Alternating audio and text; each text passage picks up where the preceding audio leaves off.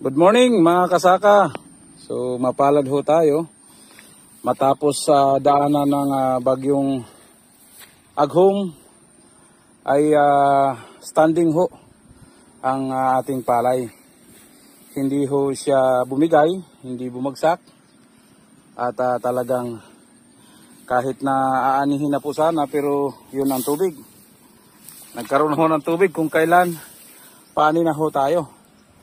Pero pasalamat pa rin po tayo at hindi po bumara ang ating palay. So medyo nahuli ho tayo, tapos na yun sa ating kabilang side. Nahuli po tayo dito sa part na ito. Yan. Pero pasalamat pa rin at maski nahuli tayo, matibay ho ang ating tinanim.